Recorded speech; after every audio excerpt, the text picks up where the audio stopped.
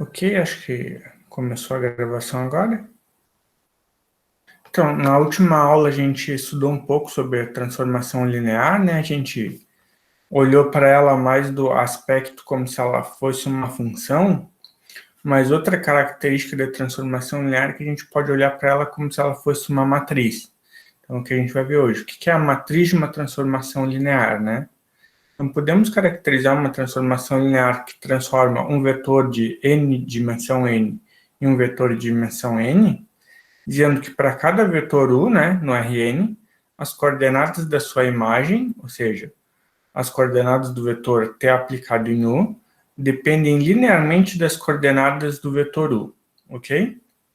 Depender linearmente significa que todas as coordenadas do t de u, né, que é a imagem do u, que eu estou chamando aqui de W1 até Wm, são obtidas como soma de múltiplos das coordenadas de U. Ou seja, devem existir constantes, né, A1, A1, A12 até A1n, depois A21, A22 até A2n, AM1, AM2 até Mn, né, muitas constantes, M vezes N constantes, para ser mais exato. Faz que eu posso escrever W1, quem é o W1? É a primeira coordenada do T de U, olha, lembrando aqui, ó, T de U é W1 até Wn.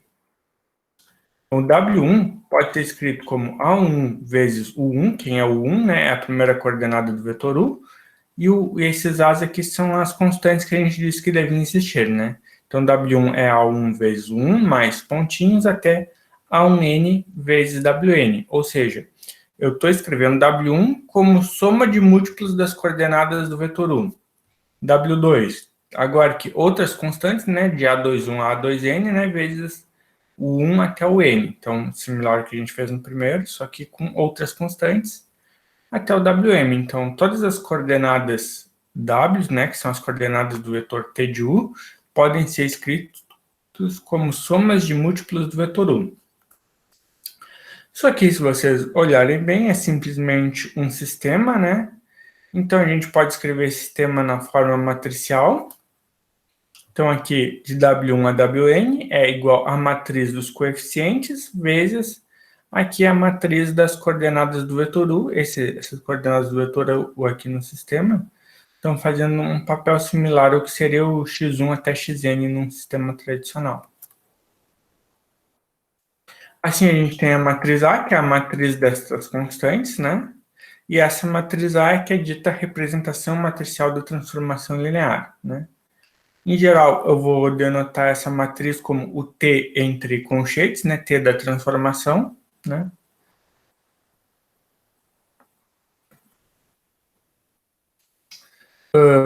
O vetor U, que geralmente a gente escreve aqui na forma de linha com parênteses, eu vou chamar ele a forma matricial, a forma coluna dele. Eu vou escrever, em vez de escrever na forma deitada em pé, em vez de usar parênteses, eu uso conchetes, para diferenciar um pouco, ok? Assim, então, eu posso dizer que o vetor W é a matriz T vezes o vetor U, né? Bem parecido com a notação que a gente tinha antes. Como é que é a notação que a gente tinha antes, né? Aqui T de U igual a W. Né? Então, aqui de novo, T vezes U igual a W. Ou seja, fazer a aplicação da transformação no vetor é a mesma coisa que fazer a multiplicação de uma matriz. Agora, então, mais um conceito, né? O núcleo de uma transformação linear, que é denotado por nuc de t, é o conjunto de todos os vetores, tais que a imagem desse vetor dá zero, né? Uma propriedade importante das transformações lineares é o fato que elas são injetoras apenas quando o único vetor no seu núcleo é o vetor nulo. O que é ser injetora, né? É que dois vetores diferentes não têm a mesma imagem. Aqui eu estou dizendo que se dois vetores diferentes não têm a imagem zero, né? Então, vale para qualquer outra imagem essa propriedade continua válida. Ou seja, eu só preciso verificar de fato que a transformação é injetora no zero, e pelo fato dela ser linear, eu tenho a garantia que ela é injetora para qualquer outro valor. Então, agora, um exemplo. Vamos determinar a representação matricial da transformação T de R2 em R3, definida por T de XY igual a 2x, x mais y e menos y, ok?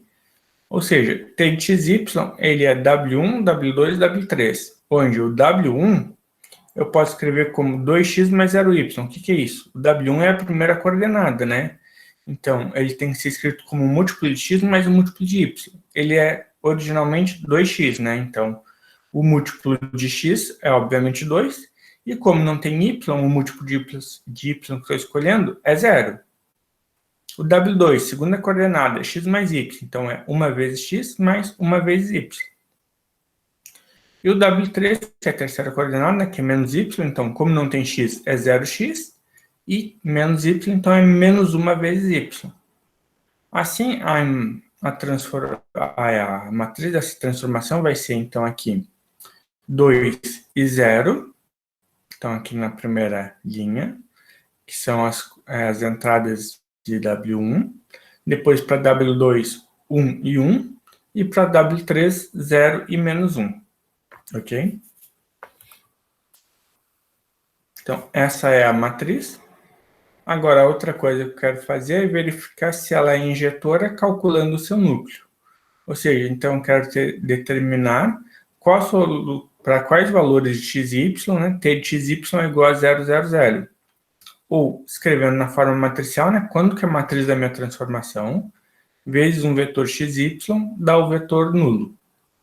Fazendo essa conta aqui, eu tenho um sistema. Então, basicamente, o que eu tenho que fazer para determinar o núcleo da matriz é resolver o sistema. Aqui eu nem apresentei as contas, porque é um sistema muito fácil, né? Que a gente vai ter que 2x igual a 0. Então, x tem que ser 0. E aqui a gente vai ter que menos y igual a 0. Então, y tem que ser 0.